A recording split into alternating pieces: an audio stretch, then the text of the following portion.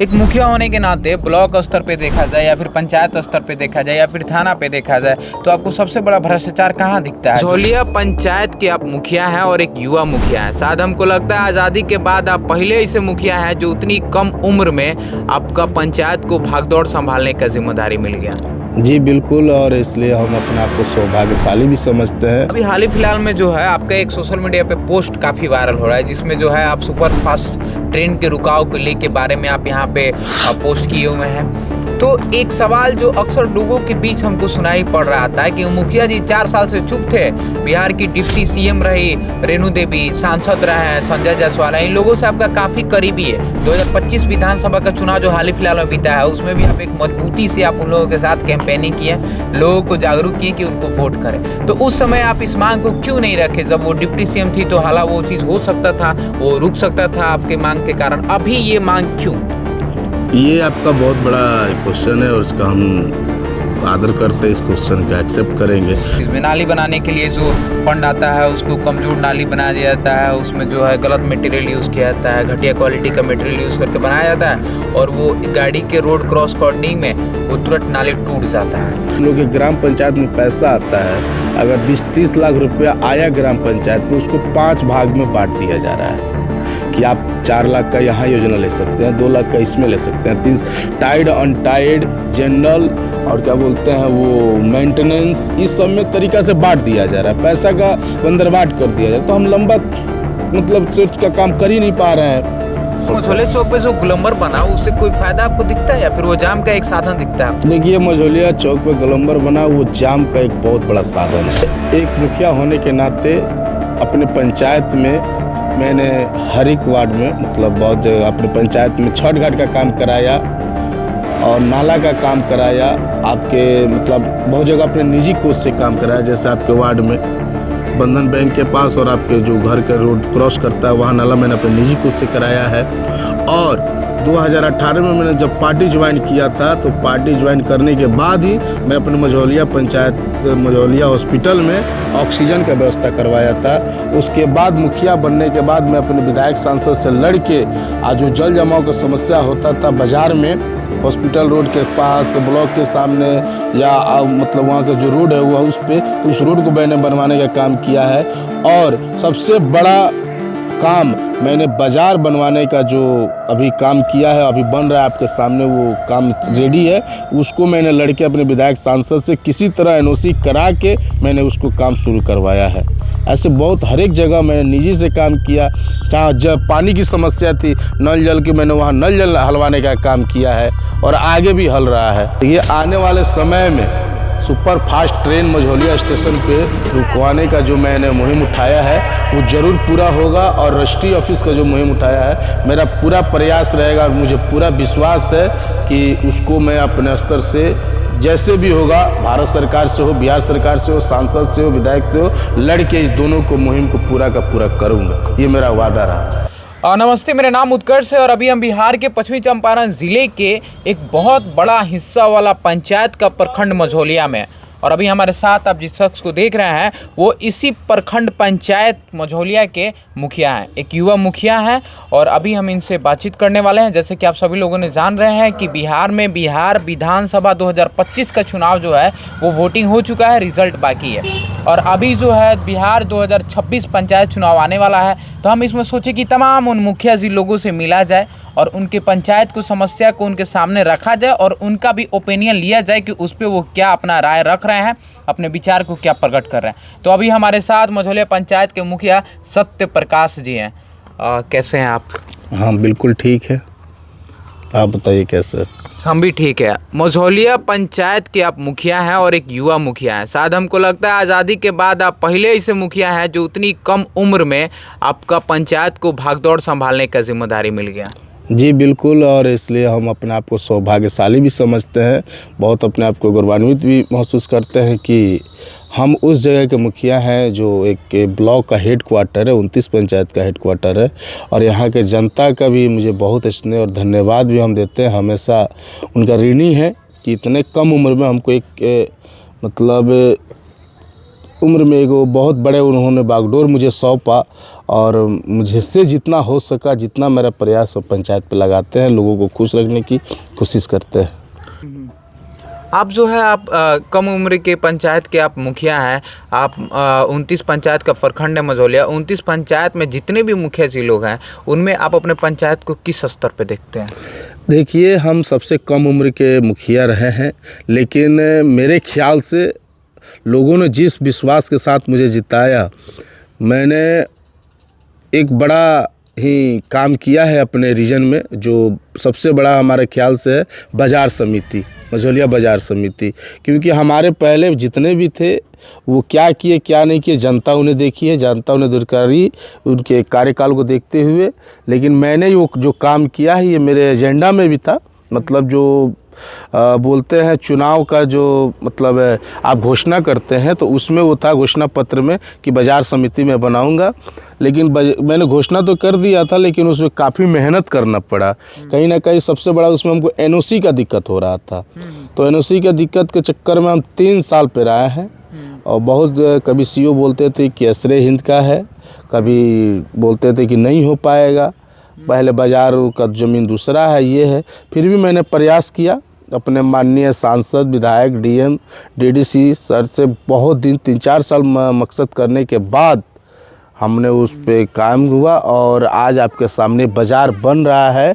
और मुझे पूरा विश्वास से बाज़ार बनने से मझौलिया का अतिक्रमण तो बिल्कुल हटने वाला है। क्योंकि एक से नहीं बल्कि 200, 250 दुकानें वहाँ लगेंगी। और क्या बोलते हैं, अलग अलग सबका जो सब्जी का, हरा सब्जी का अलग होगा, मांस मछली का अलग होगा और फल का अलग होगा। और सारी छोटी छोटी जो दौरी दुकान करने वाले उनके लिए भी जगह बन रहा है। तो मेरे ख्याल से मैं सबसे छोटा और सबसे कम उम्र का मुखिया, लेकिन सबसे बड़ा काम किया हूँ। इसके लिए मैं अपने आप को भी गौरवान्वित महसूस करता हूँ और इसके लिए अपने पंचायत के हर एक जनता को धन्यवाद देता हूँ कि उन्होंने मुझे इतना बड़ा काम करने का मौका दिया और मैंने किया।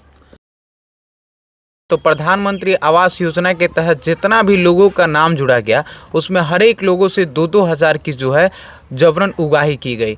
उस मामले में आपने क्या संज्ञान लिया, या फिर वो मामला आपके नज़र में आया या नहीं आया?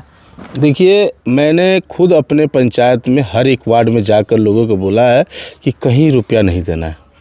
अगर आपसे जो रुपया लेता है तो आप कृपया आप हमें बताएं। लेकिन अभी तक मेरे पास ऐसा कोई सूचना नहीं आया है कि 2000 रुपया हो चाहे 4000 रुपया हो, इसमें नाम जोड़ने में लिया है। अभी मैं अपने पंचायत में 2000 प्लस सर्वे कराया हूँ। हाँ, जो सेल्फ में आप लीजिएगा तो 1375 का करीब है।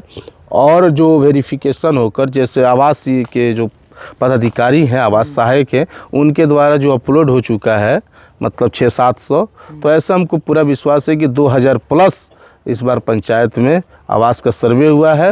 लेकिन 2000 का जो पैसा का बात है वो मेरे पास किसी का शिकायत नहीं आया है, ना ही एक भी जनता मुझसे नहीं बोला है कि हाँ मुझसे 2000 रुपये लिया गया। अगर कोई लिया है तो मुझे बताए, मैं उस पर कार्रवाई करूँगा।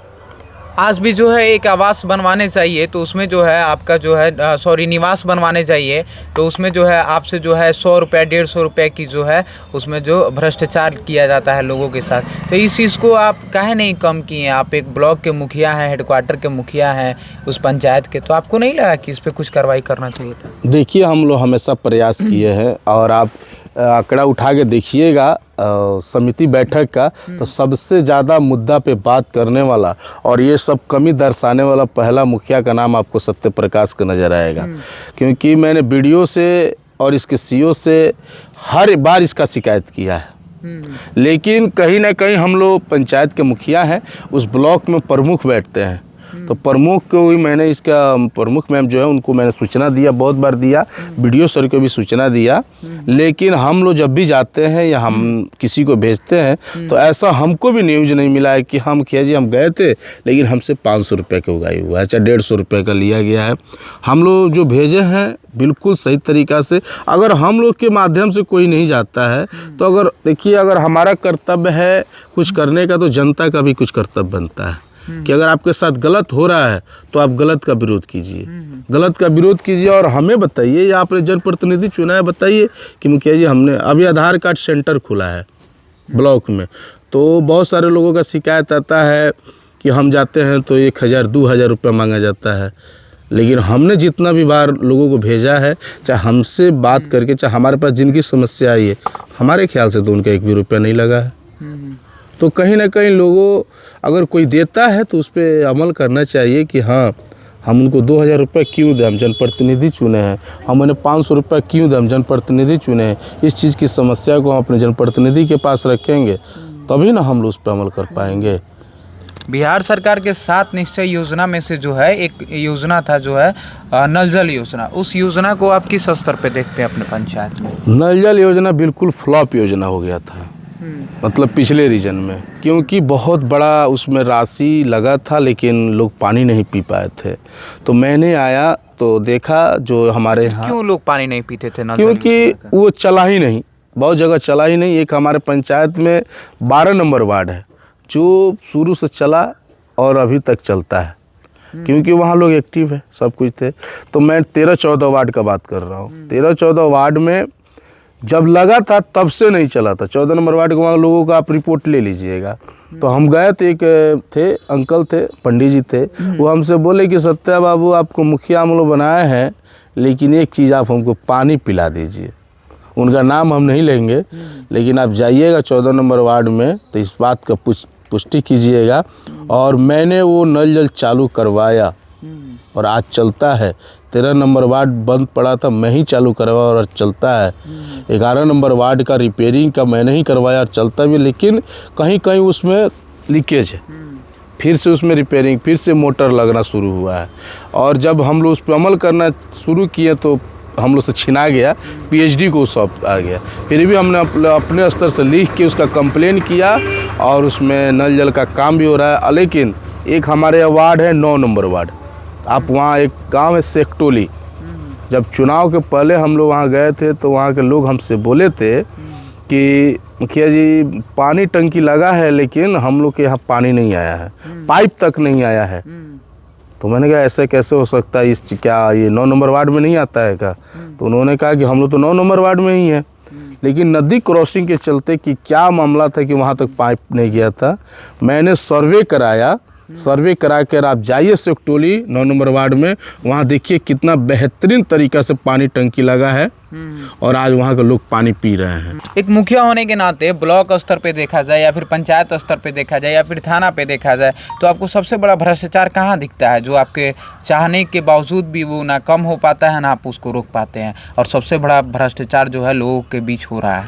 देखिए सबसे ज़्यादा भ्रष्टाचार तो ब्लॉक में है, इसको हम देखते हैं अपने नज़र से, क्योंकि लोग भी मजबूर हो जाते हैं। किस चीज़ में भ्रष्टाचार होता है? बता रहे हैं, जैसे बहुत सारा काम है, राशन कार्ड, लोगों को बहुत ज़्यादा चिंता रहता है कि राशन कार्ड हमारा कैसे बनेगा, लेकिन लोग थक जाते हैं। चाहे हम लोग भी ऑनलाइन करवाते हैं राशन कार्ड के लिए, तो पता चलता है कि 3 महीने 6 महीने के बाद वो रिजेक्ट हो गया। ऐसे हम बहुत बार, मतलब हमको लगता है 500 राशन कार्ड का ऑनलाइन करवाए होंगे अपने से शिविर लगवा के, लेकिन वो वेरिफिकेशन होता नहीं है, कोई माध्यम से वो रिजेक्ट हो जाता है, किसी का होता है। लेकिन तो लोग आके अपना उसमें सबसे ज़्यादा मुझे भ्रष्टाचार राशन कार्ड में लगता है और आपको दाखिल खारिज कराने में लगता है ये, क्योंकि हम लोग से उसमें हम लोग रहते नहीं हैं, हम लोग का कोई उसमें माध्यम नहीं रहता है और लोग हम लोग से बताते भी नहीं हैं, तो वहाँ दाखिल खारिज में और लोग परेशान हो जाते हैं। उसमें 2000-3000 करते हैं कम काम अपना, और इस पे हम बहुत बार सीईओ को धमकाए भी हैं और बोले भी हैं। तो क्या हुआ कि कर्मचारी अब हमारे ऑफिस में आके बैठते हैं, लेकिन हमारे ऑफिस में तो कोई ऐसा होता नहीं है, लेकिन बाहरी से खबर लगता है, तो इस पर हम लोग अमल कर रहे हैं। जिस दिन इस पर अगर हम लोग पकड़ लिए उस दिन अच्छा से कार्रवाई होगी। अच्छा, आप राशन कार्ड के लेके बताएं वो ब्लॉक में भ्रष्टाचार होता है। आज भी जो पंचायत स्तर का लोग यही सोचता है कि राशन कार्ड वो नहीं बना तो मुखिया जी हमारा नाम बनवेलन। तो इस चीज़ को आप, इस बदनामी को आप कैसे देखते हैं और कैसे आप लोगों को समझा पाइएगा कि राशन कार्ड में जो है आपकी क्या भूमिका है? देखिए, कुछ काम होता है जो मुखिया को करना होता है, कुछ काम विधायक का जैसे कि होता थोड़ा बहुत 4-5 को एग्जांपल दे दीजिए लोगों को, ताकि आज तक लोगों को पता नहीं है कि मुखिया के अंदर क्या काम आता है और सारा ब्लेम जो है मुखिया जी पे लगता है। देखिए, मुखिया के अंदर गली नली आता है, अब तो लिमिट थोड़ा बढ़ गया है, लेकिन पहले के अनुसार आप राशन कार्ड हमारे अंडर का नहीं है, नली गली ही आता है, गली नली बनाना, छोटा छोटा वो रोड बना देना, है ना, बहुत सारा ऐसा काम है। हमारे अंदर में राशन कार्ड बनाना नहीं आता है, ना ही हमारे अंदर में दाखिल खारिज करने आता है, ना ही हमारा बड़ा रोड बनाने का आता है। क्योंकि अभी हम लोग देख रहे हैं कि जो काम मुखिया को 5 साल पहले जो अधिकार मिला था, मतलब आम सभा लगा के, ग्राम सभा लगा के ये चीज़ कर देना कि हाँ ये अति आवश्यक है, तो वहाँ सरकार के द्वारा हमारे लोग का अधिकार का कटौती हुआ है।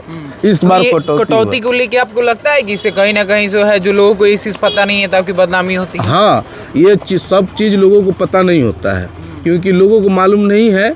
आम जनता इतना जानती है कि हमने मुखिया चुना है तो हमारा सब कुछ वो है, लेकिन बहुत सारा ऐसा है कि मुखिया के अंदर में बहुत कुछ नहीं आता है, बहुत कमज़ोर पहलू होता है मुखिया, लेकिन एक नज़रिए से बहुत ताकतवर भी होता है मुखिया। तो उस ताकत का इस्तेमाल जहाँ हमको करना रहता है हम कर देते हैं। नाली का भी एक बड़ा समस्या आता है, लोग कहता है नाली बनवाने को लेके उसमें बहुत बड़ा भ्रष्टाचार होता है, तो उस चीज़ को क्या कहिएगा? उस चीज़ में नाली बनाने के लिए जो फंड आता है उसको कमज़ोर नाली बना दिया जाता है, उसमें जो है गलत मटेरियल यूज़ किया जाता है, घटिया क्वालिटी का मटेरियल यूज़ करके बनाया जाता है, और वो गाड़ी के रोड क्रॉस कॉर्डनिंग में वो तुरंत नाली टूट जाता है।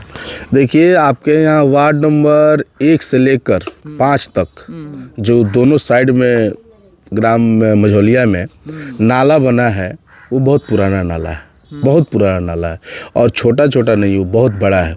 तो हमारे पास अब हम लोग के ग्राम पंचायत में पैसा आता है, अगर 20-30 लाख रुपया आया ग्राम पंचायत में, उसको 5 भाग में बांट दिया जा रहा है कि आप 4 लाख का यहाँ योजना ले सकते हैं, 2 लाख का इसमें ले सकते हैं, 3 टाइड अनटाइड जनरल और क्या बोलते हैं वो मेंटेनेंस, इस सब में तरीका से बांट दिया जा रहा है, पैसा का बंदरबाट कर दिया जा रहा है। तो हम लंबा मतलब सर्च का काम कर ही नहीं पा रहे हैं।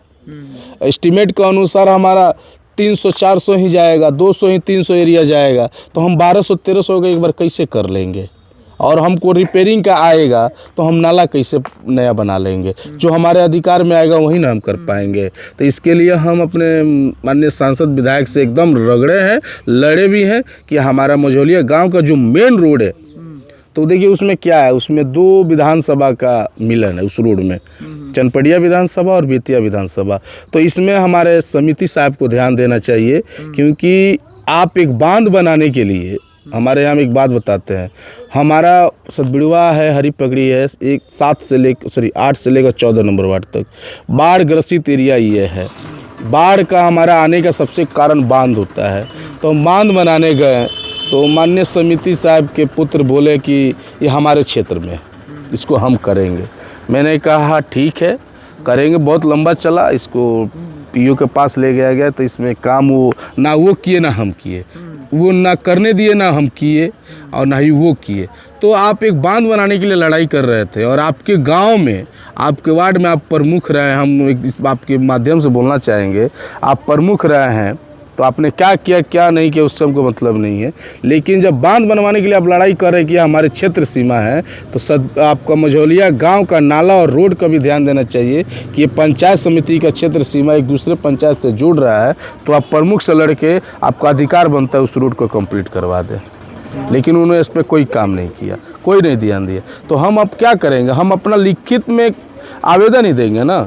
तो हम आप उठाइएगा, जाइए GRD ऑफिस, देखिए ग्राम पंचायत राज मझौलिया मुखिया के लेटर पैड पे आपका मतलब राजेंद्र चौक से लेकर सीधे धोकराहा के मोड़ तक रोड है कि नहीं, हम लिख के दिए हैं कि नहीं। उठाइए, सीधे महाना से लेकर राजगढ़ तक हम लिख के दिए हैं कि नहीं। आपका देवनटोली वाला रोड हम दिए हैं कि नहीं दिए हैं, हर एक चीज़ दिए हैं। लेकिन हम लोग देते हैं, लेकिन ऊपर वाले मतलब जो पार्टी के मतलब सरकार के जो GRD ऑफिस है, तो वो अपना विधायक सांसद लोग जो आप बताएं, जो ये राजेंद्र चौक से लेके जो है धोकराहा मोड़ तक का जो आप रोड लिख के दिए, तो इसमें बाधा कौन बन रहा है आपका? इसमें बाधा कोई नहीं बन रहा है ना, इसमें अभी कोई बाधा नहीं बना है। और अब विधायक जी, दोनों विधायक जी इस पे मंथन करेंगे, लेकिन हम इस पे बात किए हैं तो वो लोग बोला है कि सेंशन हो चुका है, सेंशन हो गया है, और बहुत जल्द मझौलिया गांव का रोड जो है उच्चकरण होगा। और नाला का जो समस्या है, उस नाला को हम जितना हमारे अधिकार में आता, मतलब पैसा क्षेत्र के अनुसार आ रहा है, तो हम उस पर काम कर रहे हैं। मझौलिया गुमटी पे भी काफ़ी जाम लगता है, जिससे जो है मझौलिया सामुदायिक स्वास्थ्य केंद्र में एक बहुत बड़ा आबादी रहता है उस टाइप, मझौलिया गुमटी के उस साइड आप ही के पंचायत का। तो वो लोगों को जैसे अगर इमरजेंसी में सामुदायिक स्वास्थ्य केंद्र आना हो या फिर कहीं भी जाना हो तो उन लोगों को बहुत परेशानी होता है। इस चीज़ पे आप कोई लिखित कोई कार्रवाई करवाएं या फिर कई मांग की है इस चीज़ को लेके कि वहाँ ना? देखिए, उस जाम की तो हमने बात किया है। वहाँ जाम लगना मतलब एक बहुत बड़ा नुकसान भी है, क्योंकि एम्बुलेंस आता है तो फंस जाता है। और वहीं पे नहीं, आप मझौलिया चौक पे ही देखते हैं बहुत, अभी तो सीजन आने वाला है गन्ना का, तो ऑलरेडी जाम लगने का बहुत कारण होता है। मझौलिया चौक पे जो गोलंबर बना उससे कोई फायदा आपको दिखता है या फिर वो जाम का एक साधन दिखता है आपको? देखिए, मझौलिया चौक पे गोलंबर बना वो जाम का एक बहुत बड़ा साधन है। अगर वो हट जाए तो हमारा मझौलिया जाम हट जाएगा।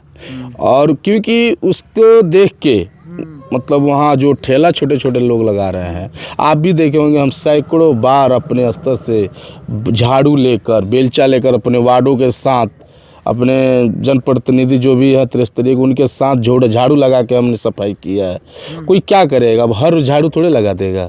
एक होता है कि चलो कम से कम आपको भी देखकर इसको सीखना है, लेकिन वहाँ के लोग उसको हब बना देते हैं, वो गोलंबर को वहीं पे डाल देते हैं। और गोलंबर कोई उसका फ़ायदा वहाँ नहीं है, सिर्फ और सिर्फ वो जाम का साधन है। वो हटेगा और हम ही हटवाएंगे। अभी हम आपके इस चैनल के माध्यम से अपने पंचायत के लोगों को आश्वासन करते हैं कि उसको हम जरूर हटवाएंगे। अच्छा, एक मुखिया होने के नाते आप अपने पंचायत स्तर में जो है कौन ऐसा काम अपने जो है आप अपने निजी कोष से किए जिससे जनमानस को काफ़ी समस्या होता था और आपके निजी कोष से करवाने के बाद जो है उससे समस्या से उनको बहुत बड़ा राहत मिला है? मेरे ध्यान में है, अभी आपके वार्ड नंबर 1 का ही है समस्या। बंधन बैंक के पास पुलिया टूटा, तो उसमें मन्नू की माँ, मनीष की माँ वार्ड है, मंजू देवी, तो उनके अभी हस्बैंड भी जिंदा थे। तो उन लोगों को लगा कि ये पंचायत से फाइल खुल के काम हुआ है, लेकिन मैंने उनको बोला कि इसमें ऐसा कुछ नहीं है। उनका जो पैसा था, कुछ पैसा हमने अपने स्तर से दिया, उसको मैंने अपने निजी कोष से कराया। प्लस में जो आपका घर वाला रोड जाता है, वहाँ जो टूट गया था, बिल्कुल बहुत गंदा वहाँ पानी निकलता था, रोड एकदम दलदला सा हो गया था। तो मैंने वहाँ के लड़का से, क्योंकि उसमें पैसा नहीं था पंचायत में, मैंने बोला ना, हम भी आपको दिए थे। हाँ, आप भी हमको फ़ोन किए थे, वो पंचायत में पैसा नहीं था। और ये है ना कि अभी हम 3 महीने 4 महीने पहले योजना लेते हैं, तब पैसा आता है और उसको हम लोग 2 लाख 3 लाख का डिवाइड, मतलब गाइडलाइन ही आ जाता है। पहले वाला बात ही नहीं है कि हाँ आया और हम आराम से लगाए, तुरंत उसको पारित करके चेक काट के काम करवा दिए, चाहे किसी को टिकदारी दे दिए, चाहे अपने स्तर से करा दिए। वैसा है ही नहीं।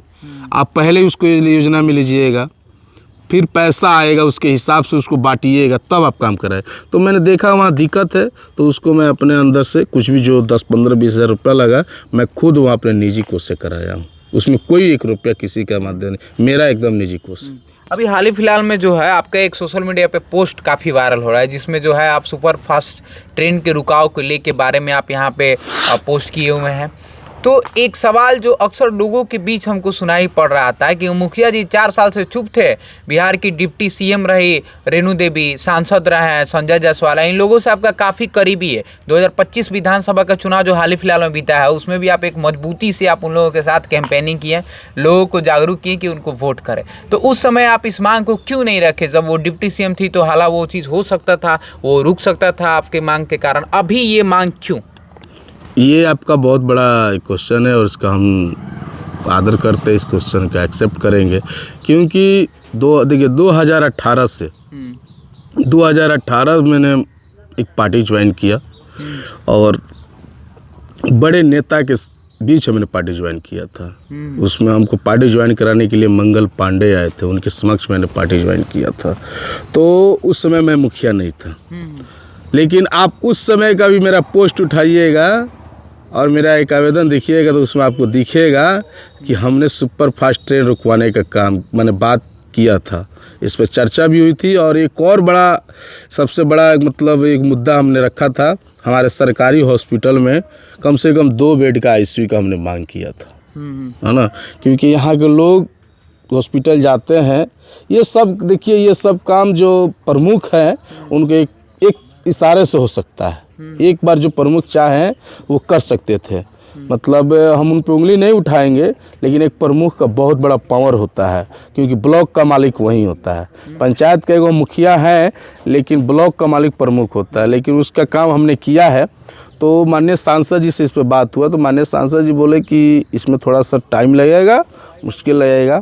तो हमने कहा ठीक है, टाइम लगेगा तो होना चाहिए। तो बोले इस बार तो नहीं होगा, लेकिन नेक्स्ट बार हम करेंगे। इस पर कैसे मतलब महिला डॉक्टर का भी मैंने बात किया था सर से, तो उन्होंने कहा ठीक है। तो उस समय आईसीयू बेड तो नहीं लगा, लेकिन ऑक्सीजन का जो सिलेंडर आना चाहिए, जो ऑक्सीजन मिलना चाहिए, वो उसी समय आया था। वो मेरा ही मांग था उस हॉस्पिटल में। तो बहुत खुशी हुई और अच्छा से व्यवस्था भी हुआ। लेकिन जो है अभी सुपर फास्ट ट्रेन का इसलिए रुका, हमने उसका ये किया है, मांग किया है, क्योंकि मुझे लग रहा है कि इस बार जो हम प्रयास एक दो बार प्रयास किया हूँ, लेकिन तीसरा बार जो मेरा प्रयास है, मुझे लग रहा है कि कोई ना कोई सुपर फास्ट ट्रेन जरूर रुकेगी। ये जो आपका पोस्ट है, इस पे आप कोई ठोस कदम भी उठाइएगा या फिर इसको श्रृंखला को आगे भी बढ़ाइएगा, या फिर ये सिर्फ एक पोस्ट बन के रह सकता है? नहीं, देखिए इस पे हम बहुत आगे जाने वाले हैं। या अभी 1-2 दिन बाद जैसे घोषणा हो जाएगा ये विधानसभा वाला जीत का, सरकार बनेगी, उसके बाद मैं अपने स्तर से अपने कैबिनेट को बैठा के, यहाँ के लोगों को बैठा के, अपने स्तर से लेटर पैड पे लिख के, और पूरा प्रयास रहेगा कि मैं जब मुखिया रहूं तो मेरे ही रीजन में एक सुपर फास्ट ट्रेन रुके, और मुहिम में राष्ट्रीय ऑफिस को लेकर, क्योंकि मेरे ख्याल से बजौलिया से बड़ा चनपटिया तो नहीं है। कहीं ना कहीं यहाँ के कुछ लोग, जनप्रतिनिधि की भी कमी है, कुछ प्रशासनिक कमी है, कि यहाँ का काम पहले मझौलिया में ही आया था और हमारे पास भी आया था लोग, तो हमने जगह भी दिया, और उस समय मुखिया संघ का अध्यक्ष होने के नाते सभी मुखिया का समर्थन भी लिए थे। लेकिन उसमें किस कारण वो चला गया चनपटिया, तो फिर भी हम उस मुद्दा को पुनः छेड़ेंगे और इस पर बात भी करेंगे कि हमारे मझौलिया में भी राष्ट्रीय ऑफिस आए, क्योंकि कुछ अलग विभाग आता है, अलग अलग ऐसे विभाग अगर किसी प्रखंड में होता है तो उस प्रखंड का भाग चमक जाता है। अगर आपके यहाँ राष्ट्रीय ऑफिस खुलता है तो कई लोगों को वहाँ रोजगार मिलेगा। मझौलिया एक छोटा सिटी में भी आता है अब, क्योंकि बहुत बड़ा यहाँ आपको रेलवे स्टेशन है, हॉस्पिटल है, और आपको बता दें सबसे बड़ी यहाँ शुगर फैक्ट्री है ना, पोस्ट ऑफिस है। तो यहाँ तो राष्ट्रीय ऑफिस एक होना चाहिए, क्योंकि 29 पंचायत का जो लोग यहाँ आते हैं बहुत दूर से आते हैं। तो यहाँ से फिर मतलब यहाँ आप जाइएगा ना, एक गुदरा पंचायत है, गुदरा पंचायत में हम गए थे तो सुगौली होते हुए जाना पड़ता है, और नहीं तो इधर से जाइए अगर पानी लग जाएगा तो सुगौली होकर जाना पड़ता है। तो आदमी को आकर फिर बेतिया या चनपटिया जाने में जो असुविधा होती है, तो गुदरा हुआ, बहुअरवा हुआ, चाहे करमोआ हुआ, चाहे हमारा लाल सरैया हुआ, है ना, तो उन लोगों को काफ़ी सुविधाजनक होगा अगर मझौलिया राष्ट्रीय ऑफिस आ जाता है। तो उसके लिए जगह अवेलेबल है, उसके लिए उनका मांग था कि बना बनाया हमको बिल्डिंग चाहिए। तो बना बनाया कहाँ बिल्डिंग है भाई? गंडक विभाग भी अपना काम कर रहा है, गंडक विभाग देने से इनकार किया। तो हम सोचे हैं कि इस बार कुछ व्यवस्था करके हम लोग प्रयास करें कि राष्ट्रीय ऑफिस ठोस ही हो जाए, एक ठोस हो जाए कि हाँ इतना ही लोग का रहेगा, इतना ही पंचायत का रह जाए, लेकिन एक राष्ट्रीय ऑफिस हो। भी गरीब लोग हैं या फिर आपके पंचायत के लोग हैं, उनका अक्सर एक शिकायत रहता है कि मझौलिया थाना में आप चले जाइए तो वहाँ पे भी भ्रष्टाचार जो है वो काफ़ी हद तक है, क्योंकि आप एक FIR कराने चले जाइएगा तो आपसे 5,000 से 10,000 रुपये की उगाही किया जाता है। आप एक युवा मुखिया होने के नाते, आप इस प्रखंड के पंचायत के मुखिया होने के नाते इस पर आपने कोई कार्रवाई नहीं किया या फिर इस पर आपने कोई शिकायत नहीं किया? देखिए, इस पर मैंने बहुत बड़ा एक्शन लिया है और इसका प्रूफ आपको मैं अभी नहीं दूंगा, लोग इसका प्रूफ देंगे। क्योंकि थाना प्रभारी से व्यक्तिगत बैठ के बात मैंने कहा कि हमारे पंचायत का अगर कोई भी समस्या आता है तो एक बार हमें भी सूचना दिया जाए जो हमारे लायक हो।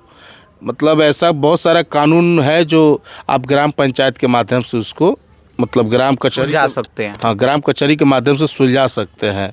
और बहुत ऐसा होता है जिसमें ऑन द स्पॉट मैंने प्रशासन को क्विकली एक्शन लेना होता है, तो उस ऐसे तो नहीं, लेकिन छोटा छोटा अगर कोई बात आता है तो एक बार हमें सूचना दे, हम उसको अपने स्तर से समझा कर उसको प्रयास करेंगे कि वो सुलझ जाए।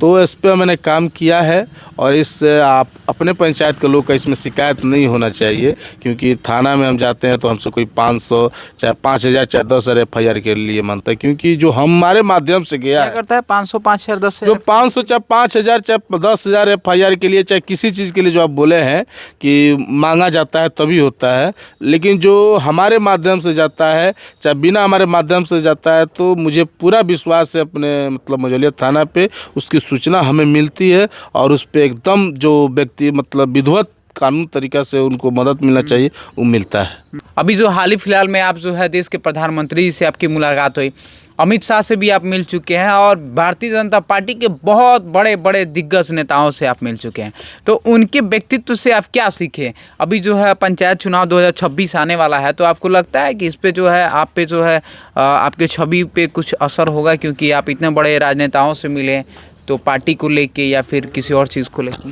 देखिए, भारतीय जनता पार्टी में हम 2018 में ज्वाइन किए, तब से हम अपने पंचायत के लिए विकास मिलने लग गए। और लोग कोई पार्टी ज्वाइन करता होगा तो वो अपने व्यक्तिगत के लिए, लेकिन मैं अपने पंचायत के लिए लड़ा हूँ, मैं अपने पंचायत के लिए उसमें गया हूँ। और रही बात हम लोग के देश के यशस्वी प्रधानमंत्री श्री नरेंद्र मोदी जी का, तो उनके जैसा नेता अभी इससे देश में दूसरा नहीं होगा, ये मैं पूरे गर्व के साथ कहता हूँ, क्योंकि उनका जो सोच है सबका साथ सबका विकास लेकर चलने वाला, एक साथ सबका लेकर और एक साथ सबका विकास करने का, उस विचारधाराओं से हम लोग चलते हैं, सबका साथ सबका विकास के।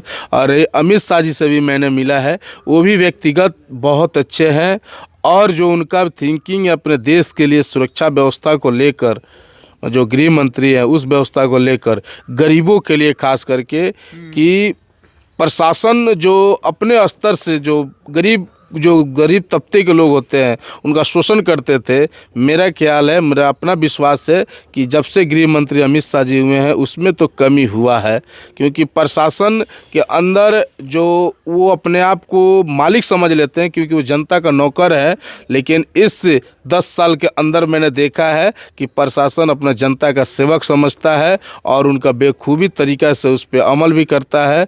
और इन दोनों के विचारधाराओं को मैं ग्रहण भी करता हूँ और उनके विचारधाराओं को लेकर चलता हूँ, ताकि आगे भी हमें हिम्मत मिले और मैं उसे काम कर सकूँ जो उन्होंने, उनका जो विचारधारा उस विचारधारा पे अमल करता हूँ मैं।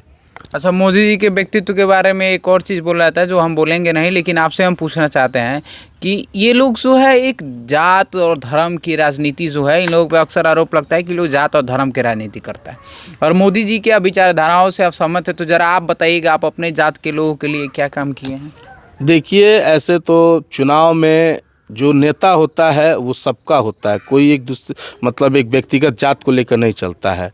और रही बात मैं अपने जात के लिए, तो मैं अपने जात के लिए तो खैर जो सबके लिए किया हूँ वही किया हूँ।